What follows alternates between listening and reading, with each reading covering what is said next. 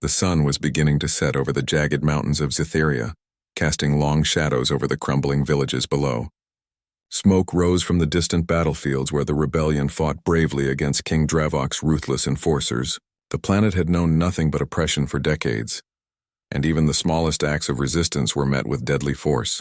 Among the chaos, one figure moved with a purpose that made her both daring and dangerous: Lyra, the Tyrant King's daughter. Lyra had always been different from her father.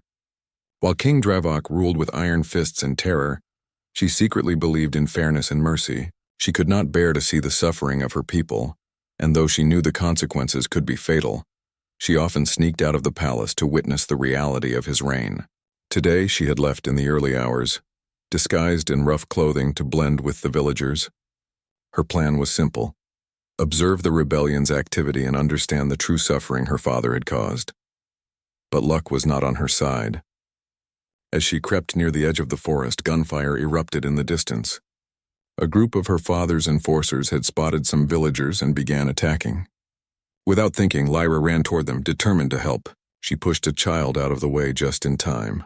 But in the process, a sharp strike from a guard's energy blade slashed across her leg and shoulder. Pain exploded through her body and she fell to the ground. The world blurred around her as the sounds of battle faded. Meanwhile, Captain Jonas Hale, a human medic from a nearby Allied peacekeeping unit, was patrolling the outskirts with his team. Jonas had seen many wounded soldiers and civilians in his life, but he had never expected to find someone like her, a young woman, clearly noble, lying wounded in the ruins of a small structure. Her blood stained the rocks around her and her breathing was shallow and irregular. Jonas knelt beside her without hesitation. "Stay with me," he said calmly, though inside his mind raced. Helping a royal could have political consequences, but he had no choice. His duty was to save lives. He tore strips from his uniform to make bandages and began cleaning the worst of her wounds. Lyra tried to pull away, her green eyes flashing with defiance. "I don't need your help," she whispered, her voice weak but proud. "I can manage." Jonas shook his head.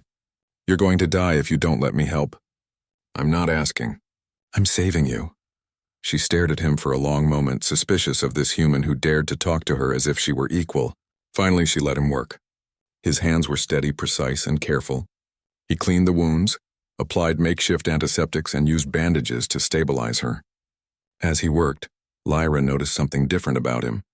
He did not fear her, nor did he treat her with the arrogance she had seen in most of her father's servants. Instead, he treated her with respect, focus, and quiet determination. When he finished, he helped her sit up, supporting her weight. "We need to get you to safety," he said. "There's a rebel outpost nearby where you can recover." Lyra's brow furrowed. "And what if your people find out who I am?" she asked. "They will arrest me, my father." "He will," Jonas held her gaze. "If I didn't help you, you'd be dead. Right now, survival matters more than politics." Her lips pressed together, but she allowed him to lift her carefully. Together, they began moving through the rocky terrain, avoiding the main paths where patrols might spot them. Jonas carried her when she faltered, and though her pride bristled at being treated like this, she slowly began to trust him. There was something human about him that she had never experienced in the palace, something honest, brave, and unshakable. As the hours passed, Lyra began to speak, her voice small but curious. "Why do humans care so much about strangers?" she asked. Jonas smiled faintly. "Because every life has value.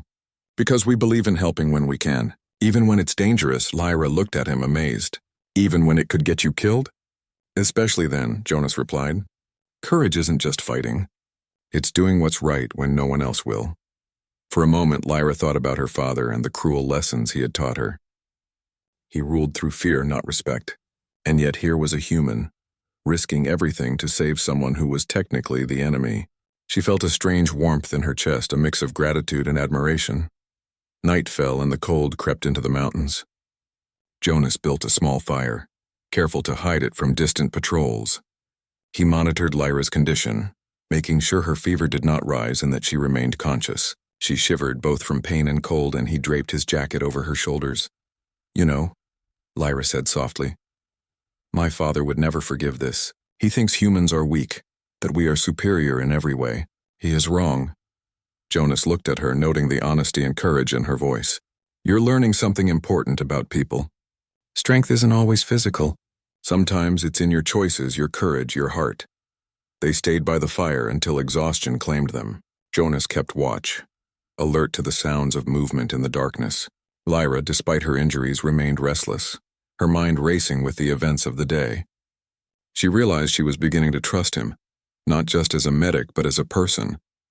By dawn, the danger of discovery had lessened, and Jonas prepared to move again. Lyra leaned heavily on him, her body still weak but her spirit beginning to recover. As they crept through the early morning mist, Jonas taught her simple survival tactics: how to spot danger, how to move quietly, and how to stay alert. She absorbed everything, impressed by the human skill and intelligence. During a brief rest, Lyra finally spoke of her true feelings. I hate what my father has done. I hate the suffering he causes, and I want to make things right. Her voice trembled slightly, and Jonas realized that her rebellious spirit was genuine and not just youthful defiance. You can, he said firmly, but first you need to survive. That's your first act of courage, staying alive despite everything. They reached the rebel outpost just as the sun climbed higher into the sky. Jonas helped Lyra inside, introducing her as an injured civilian to avoid drawing attention. The rebels were wary at first, but Jonas's calm demeanor and competence quickly gained their trust. Lyra lay down on a makeshift cot, finally allowing herself to rest. For the first time in hours, she felt safe. Over the next few days, Jonas tended to her injuries carefully, monitoring her progress and keeping her spirits up. Lyra began to open up about her life in the palace, about her father's tyranny and her secret efforts to understand the rebellion. Jonas listened without judgment, offering insights and advice when appropriate. Slowly, she began to see him not just as a medic but as a mentor and friend. One evening, as the outpost settled into quiet, Lyra spoke in a low voice. I have information that could help you and the rebels, she said. Jonas's ears perked up. About my father? Yes, she replied. His plans, his movements. If the rebellion could use them, it could save countless lives. I don't trust anyone else in my court. But I trust you. Jonas studied her carefully, noting the seriousness in her eyes. This could be dangerous. If he finds out you helped us. I know, Lyra interrupted. But I cannot stand by while he destroys everything. If humans like you can show courage and fairness, then maybe we can change things. The human medic smiled faintly, impressed by her resolve. Then we'll do it together. We'll make sure your father's cruelty doesn't continue. Days turned into nights as Jonas helped Lyra recover, teaching her survival skills and sharing human stories of bravery and hope. Slowly, Lyra's wounds healed and she grew stronger, more determined. She had seen firsthand the difference that humans could make, not just in battle, but in character. By the end of the first part of their journey, Lyra was ready to take her first active steps in rebelling against her father, but she knew she could not do it alone.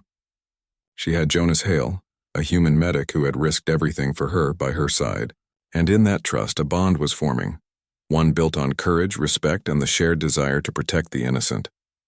The mountains of Cytheria loomed ahead, full of danger and opportunity.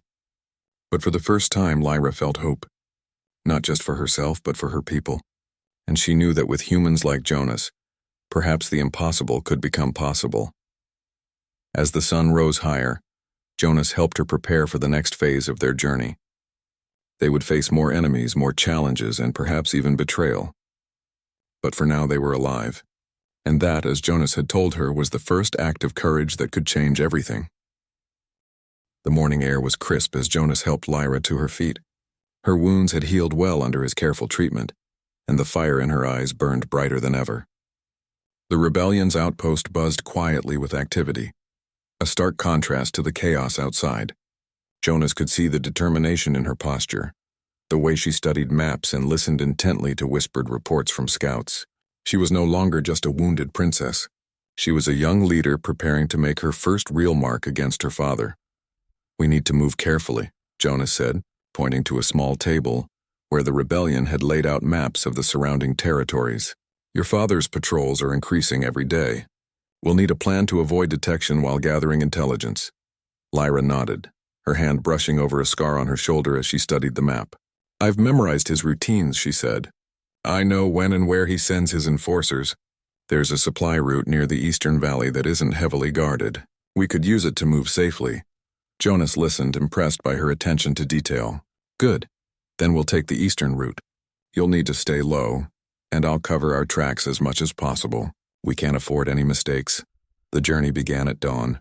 Lyra walked carefully, leaning on Jonas when the terrain became difficult. He carried extra supplies, his eyes constantly scanning for threats.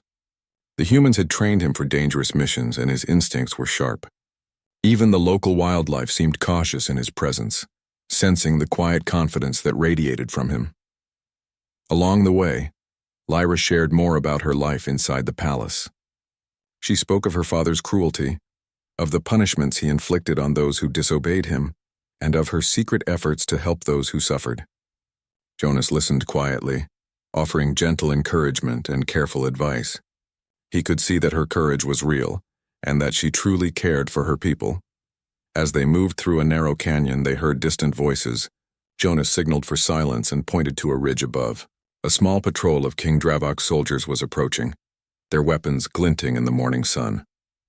Lyra froze, fear flickering across her face, but Jonas's calm demeanor reassured her.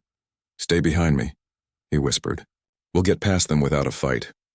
Using the shadows and the uneven terrain, Jonas led Lyra along a narrow path that wound around the ridge. The soldiers passed below them, unaware of their presence. Lyra held her breath, amazed by the human's ability to remain calm under pressure. She realized that his courage was not loud or boastful. It was quiet, steady, and unshakable. Once the patrol was out of sight, they continued their journey. By midday, they reached a small clearing where Jonas had spotted edible plants and fresh water. He allowed Lyra to rest while he prepared a simple meal. She watched him work, fascinated by the efficiency and care he showed in even the smallest tasks. "You humans are remarkable," she said softly. "You survive in ways we don't even imagine." Jonas smiled. "Survival isn't just about strength. It's about thinking ahead, helping others, and never giving up." Lyra nodded, feeling a deep respect for him. She had seen many soldiers and medics in her life, but none had treated her with such fairness and competence. In that moment, she realized that humans were more than she had been taught. They were capable of kindness, intelligence, and bravery that rivaled even the most powerful rulers. Their journey continued into the late afternoon, and as night fell, they reached the outskirts of a hidden rebel base. Lyra's information had proven invaluable, and the rebellion welcomed her cautiously. Jonas introduced her carefully, ensuring that the rebels understood her intentions and trusted her presence. They began to plan their next moves against King Dravok, using the intelligence Lyra had provided. In the following days, Lyra trained alongside the rebels, learning to move stealthily, observe enemy patterns, and communicate without revealing her identity. Jonas stayed close, guiding her and ensuring that she remained safe. The bond between them grew stronger with each passing day, built on trust, respect, and shared purpose. One evening, as they sat by a small fire, Lyra handed Jonas a small device. "I want you to have this," she said. "It's a gift. For everything you've done." Jonas examined it carefully. It was a compact piece of advanced technology, unfamiliar to him but clearly powerful. Lyra explained that it was designed for medical emergencies, a device that could stabilize multiple patients, heal severe injuries, and even save lives in ways humans had never seen before. "I cannot repay you for saving my life," she said, her eyes meeting his. "But this is a token of my gratitude and a tool to help many others just as you helped me." Jonas felt a mix of surprise and humility. He had not expected a reward, especially from a princess known for her rebellious spirit and royal lineage. "I don't need this," he said quietly. "I only did what anyone would do." Lyra shook her head. "Not everyone would. You risked everything. That is why it matters. That is why I trust you." Their conversation was interrupted by the sound of distant movement. Jonas immediately recognized the approach of King Dravok's patrols. He grabbed Lyra's arm. "We need to move, now." Using the skills he had taught her, they navigated through the darkness, avoiding detection. Jonas set small traps and diversions to mislead the patrols, showcasing human ingenuity and tactical thinking. Lyra followed his lead, amazed by how he could turn even a dangerous situation into a calculated advantage.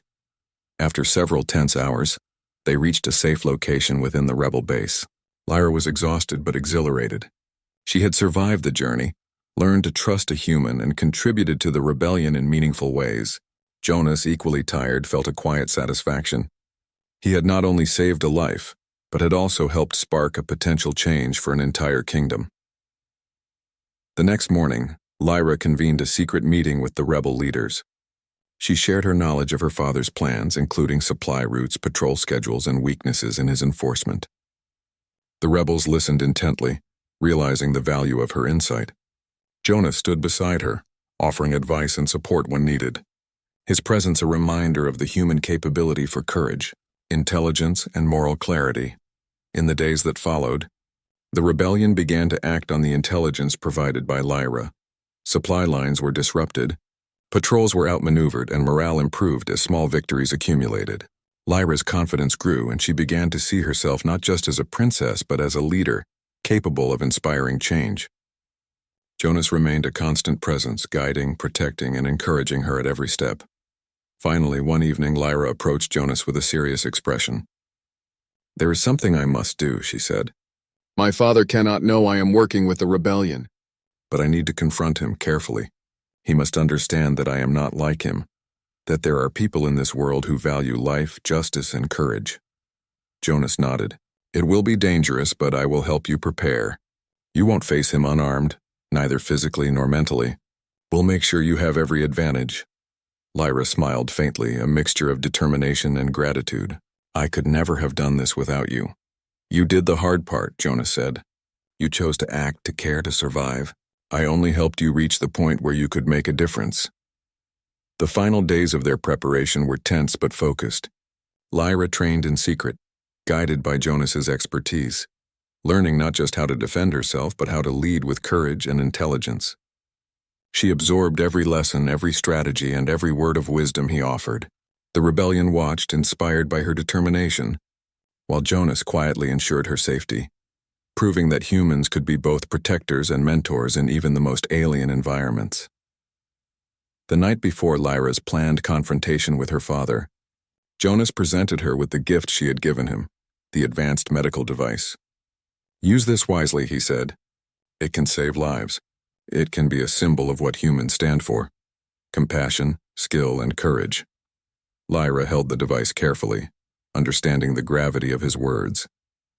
"I will," she promised, "and I will remember what you have taught me. You have shown me what true strength is. Not fear, not power, but courage and humanity." As dawn broke, they prepared to set out. Lyra's rebellion, though small, had gained momentum, and with Jonas by her side, she felt a confidence she had never known. The journey ahead would be dangerous, filled with challenges and uncertainty, but for the first time, she believed in a future where justice and hope could prevail.